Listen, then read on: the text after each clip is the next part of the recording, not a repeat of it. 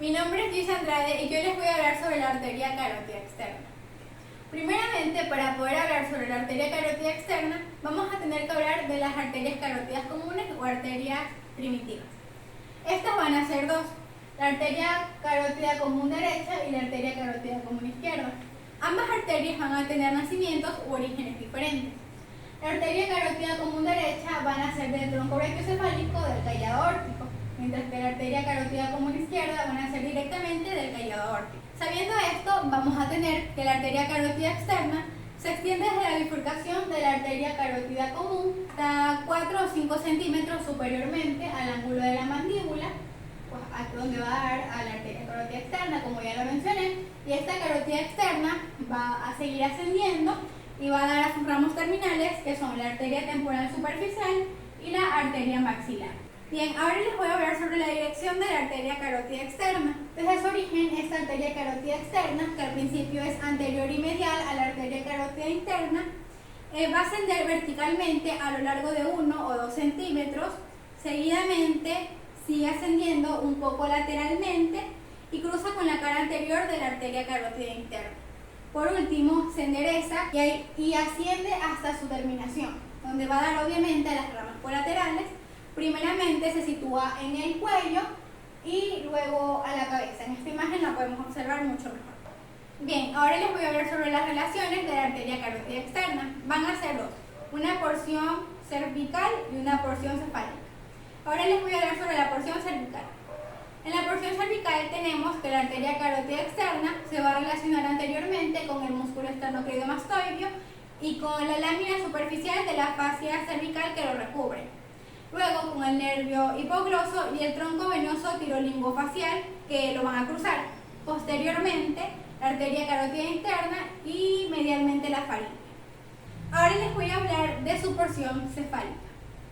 En su porción cefálica de la arteria carótida externa, tenemos que se sitúa profundamente al vientre posterior de los músculos digástricos y estiloioideos. Pasa a través del diafragma de los músculos estiloioideos, medialmente al músculo estiloioideo y lateralmente al ligamento estiloioideo, al músculo estilogloso y al ligamento estilomandibular, y por último va a penetrar la parótida. Ahora les voy a hablar sobre los ramos colaterales de la arteria carótida externa. Según Rouvier van a ser 7 ramos colaterales que van en el siguiente orden. Primeramente tenemos a la arteria tiroidea superior, que nace de la cara anterior de la arteria carótida externa, muy cerca del origen de esta arteria. Va a tener sus ramos colaterales y sus ramos terminales. En los que son los ramos colaterales, vamos a tener a la rama esternocleidomastoidea de la arteria tiroidea superior y la arteria laríngea superior. Y en los que son los ramos terminales, vamos a tener que esta arteria tiroidea superior se divide en 3, que es la anterior, la lateral y la posterior. Bien, ahora vamos con la arteria lingual. Esta arteria lingual nace generalmente de la cara medial de la arteria carótida externa de 1.5 a 2 centímetros superiormente al origen de esta. Bien, asimismo va a tener sus ramos colaterales y sus ramos terminales. En los que son los ramos colaterales vamos a tener a la rama suprayoidea y a la rama dorsal de la lengua o lingual dorsal. Y en sus ramos terminales vamos a tener que son dos, la arteria sublingual y la arteria profunda de la lengua o lingual profunda. Bien, ahora les voy a hablar sobre la arteria faringe ascendente. Esta arteria faringe ascendente va a nacer de la cara posterior de la arteria carótida externa y asimismo va a dar o va a proporcionar ramas a la pared faríngea, que son ramas mediales para la faringe, y a los músculos prevertebrales, que son ramas posteriores o prevertebrales, y la arteria meningea posterior. Bien, y por último les voy a hablar sobre la arteria facial. De aquí faltan tres ramos colaterales que ya mi compañera se los va a hablar, y también les va a hablar sobre los ramos terminales. Bien, la arteria facial nace de la cara anterior de la arteria carótida externa superiormente a la arteria lingual. Esta va a dar ramos colaterales que van a ser la arteria palatina ascendente, las ramas submandibulares, las ramas submentonianas, la rama pterigoidea, la arteria mesentérica y la arteria labial inferior y la arteria labial superior. Los ramos terminales tenemos a la arteria angular. Bueno, a continuación del tema de mi compañera, yo voy a seguir con lo que corresponde a la arteria occipital. Esta arteria nace generalmente de la cara posterior de la arteria carótida externa, justamente a la altura de la arteria facial, o más raramente de la arteria lingual.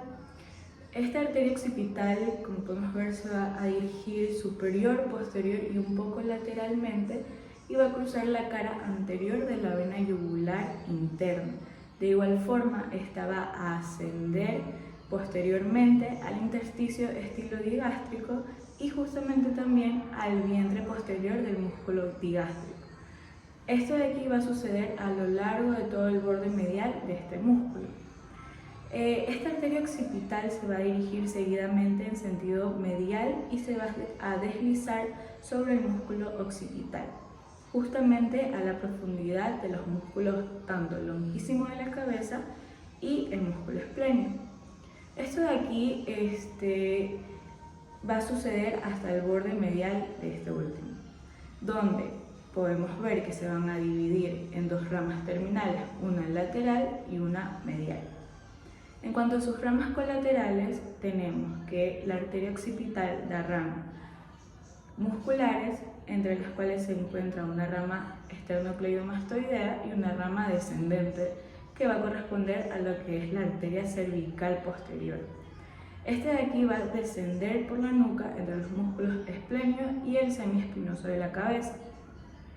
Y por otro lado tenemos la otra rama colateral que va a corresponder a la arteria estilomastoidea. Esta de aquí se va a introducir en el conducto facial, donde va a discurrir al lado del nervio facial. En muchos casos, esta de aquí suele provenir de la arteria auricular posterior. Y por último, como última rama colateral, tenemos a la rama meningia de la arteria occipital. Esta de aquí va a penetrar en el cráneo justamente por el agujero yugular o por el agujero mastoideo. Bueno, a continuación con las ramas terminales, tenemos que de las dos ramas terminales de la arteria occipital, lo que es la rama lateral se va a reflejar desde su origen de inferior a superior y va a atravesar la inserción occipital del músculo trapecio o va a pasar lateralmente a esta. De igual forma, esta de aquí va a penetrar lo que es el cuero cabelludo. En cuanto a la rama medial, esta de aquí va a continuar el trayecto horizontal de la arteria hasta la protuberancia occipital externa. Estas dos ramas se van a expandir por los tegumentos de la porción superior del cráneo y se van a anastomosar con las arterias auricular posterior, temporal superior y la rama medial de la arteria occipital en su lado opuesto. Bueno, ahora tenemos lo que es la arteria aurícula posterior. Esta arteria aurícula posterior se origina de la cara posterior de la arteria carótida externa, justamente superior a la arteria occipital y va a corresponder a una distancia del origen de esta arteria que va a variar más o menos entre unos 2 centímetros de diámetro. Esta arteria va a pasar anteriormente a lo que corresponde al músculo estiloideo y al vientre posterior del músculo digástrico. De igual forma, va a alcanzar el borde anterior de la apófisis mastoides, donde se va a dividir en dos ramas terminales. Ahora tenemos lo que son las ramas colaterales y las ramas terminales. En cuanto a las ramas colaterales, tenemos que la arteria aurícula posterior va a dar lugar a ramas parotidias, ramas musculares y a la arteria estilomastoidea, cuando esta no proviene de la arteria occipital. Entonces, ya cuando tenemos a las ramas terminales, va a corresponder a una anterior o auricular que va a estar destinada sobre todo al pabellón auricular y es aquí donde va a ascender a lo largo del ángulo craneoauricular. Y ya la otra que va a corresponder a la rama terminal posterior o mastoidea, que es donde se va a ramificar por las partes blandas de la región mastoidea y se anastomosa con las arterias tanto occipital y la arteria temporal superficial. Bueno, ahora tenemos a las ramas terminales de la arteria carótida externa. En cuanto a las ramas terminales de la arteria carótida externa, tenemos que se van a dividir en dos ramas terminales, la arteria temporal superficial y la arteria maxilar. Esta bifurcación suele localizarse inferiormente al cuello de la mandíbula, aproximadamente 4 centímetros superiormente al ángulo de esta. Como les mencioné, pues tenemos dos ramas terminales. Primero les voy a hablar sobre la arteria temporal superficial. Esta arteria temporal superficial es la rama de bifurcación lateral y superficial de la arteria carótida externa.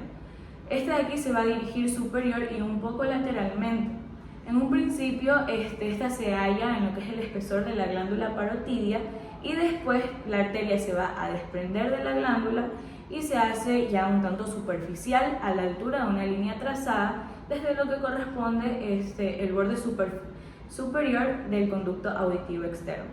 Este de aquí va a llegar hasta lo que es la porción media del borde superior de la órbita.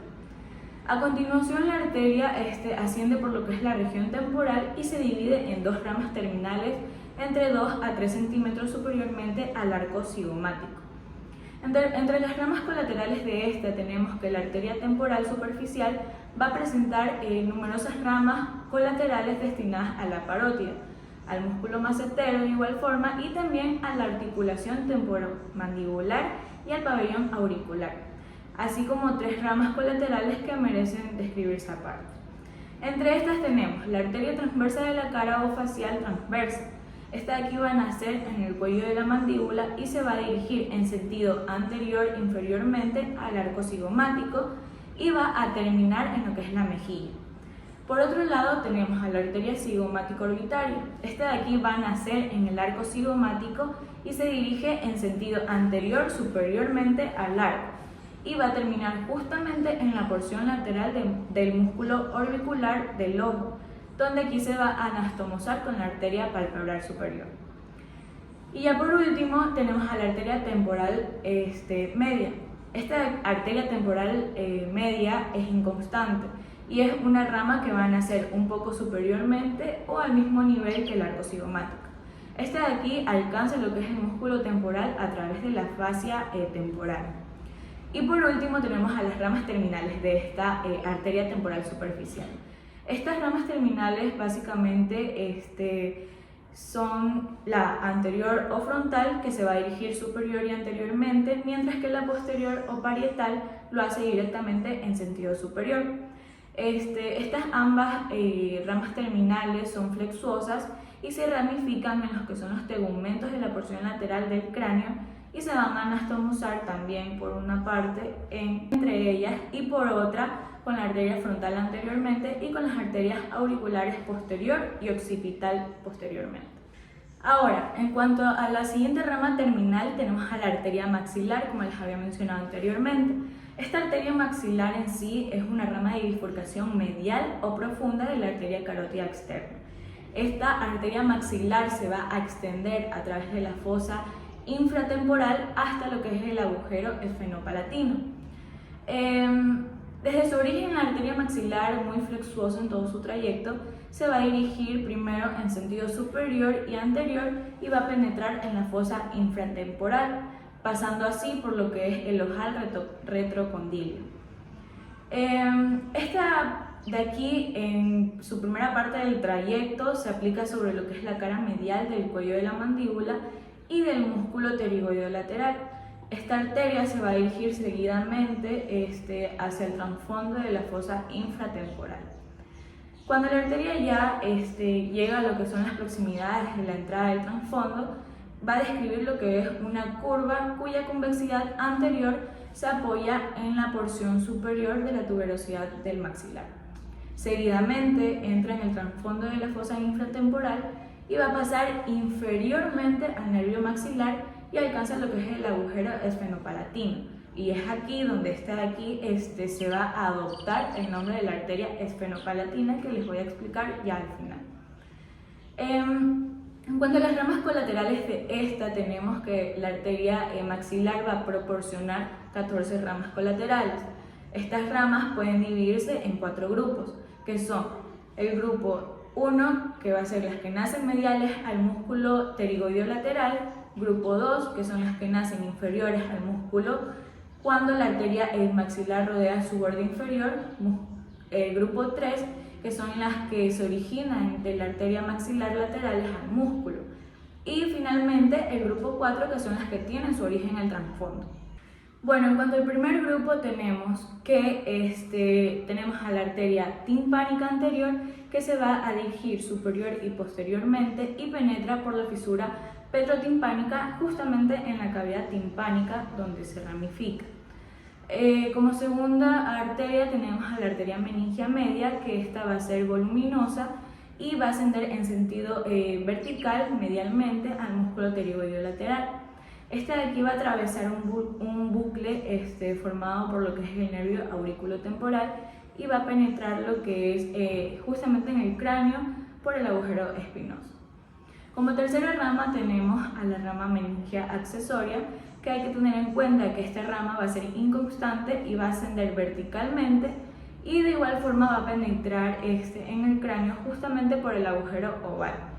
Justamente después de esto va a atravesar posteriormente y lateralmente al nervio mandibular. Este de aquí se va a distribuir hacia lo que es el ganglio trigeminal y la dura madre próxima. En cuanto al segundo grupo, tenemos que van a corresponder 4 ramas, ¿no? Lo que corresponde primero a la arteria alveolar inferior, que va a descender oblicuamente en sentido inferior y anterior, y de ella se origina lo que es la arteria del nervio lingual y la arteria miloioidea, que van a discurrir a lo largo del surco que tienen el mismo nombre, ¿no? En cuanto a esta de aquí, en el extremo anterior del conducto mandibular se van a dividir en 2 ramas terminales, la arteria mentoniana y la rama incisiva. Como segunda rama tenemos a la arteria macetélica. Esta de aquí se va a dirigir lateralmente y atraviesa la escotadura mandibular y de igual forma penetra en la porción posterior superior del músculo macetero. Como tercera rama tenemos a la arteria temporal profunda posterior, que suele nacer de un mismo tronco con la precedente, ¿no? Esta de aquí se eleva sobre la cara lateral del músculo pterigoideo lateral y se va a ramificar por la parte posterior del músculo temporal. Y por último tenemos a las ramas pterigoideas. Estas de aquí en sí varían en números y se distribuyen por los 2 músculos pterigoideos. En cuanto al tercer grupo tenemos que va a corresponder también de igual forma a 4 ramas, ¿no? Como primera tenemos a la arteria bucal, que se va a dirigir hacia el músculo bucinador y se va a ramificar por las 3 blandas de la mejilla. Como segunda arteria tenemos a la temporal profunda anterior, que se dirige superiormente y se introduce bajo la cara profunda de lo que es el músculo temporal y de igual forma se va a distribuir por la parte anterior a este. Como tercera rama tenemos a la arteria alveolar superior posterior. Esta de aquí desciende aplicada a la tuberosidad del maxilar y de ella se originan ramas tanto dentales que se introducen en los conductos alveolares y se van a distribuir hacia lo que corresponde al seno maxilar y a las raíces de los molares. Y por último, como cuarta rama tenemos a la arteria infraorbitaria. Esta arteria va a nacer de la arteria maxilar y un poco anteriormente a su entrada en el trasfondo. Esta rama arterial va a recorrer lo que es el surco y el conducto infraorbitario y va a salir por el agujero infraorbitario. Y como por último tenemos al último grupo que va a corresponder al cuarto grupo, ¿no? En este caso van a corresponder 4 ramas. Entre ellas va a estar la arteria palatina descendente o también conocida como palatina superior. Esta de aquí desciende por lo que es el conducto palatino mayor y se distribuye por el velo del paladar y el paladar duro. Como segunda rama tenemos a lo que es la arteria del conducto pterigoideo. Esta arteria va a ser muy delgada y va a recorrer de anterior a posterior el conducto pterigoideo.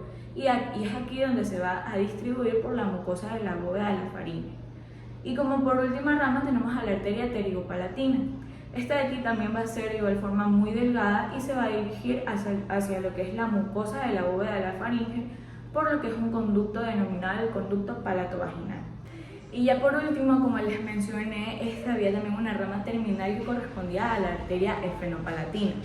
Esta arteria esfenopalatina, después de dar su origen a las ramas colaterales, la arteria maxilar va a acabar, como les mencioné, como una arteria denominada la arteria esfenopalatina, ¿no? Que es esta. Esta de aquí va a penetrar justamente en la cavidad nasal correspondiente por la parte inferior del agujero esfenopalatino y se va a dividir inmediatamente en 2 ramas, una medial o nasopalatino, que va a ser justamente para el tabique nasal, y otra lateral, que esta va a ser destinada a la pared lateral. Y eso ha sido todo en cuanto a nuestra exposición en cuanto a la arteria carótida externa.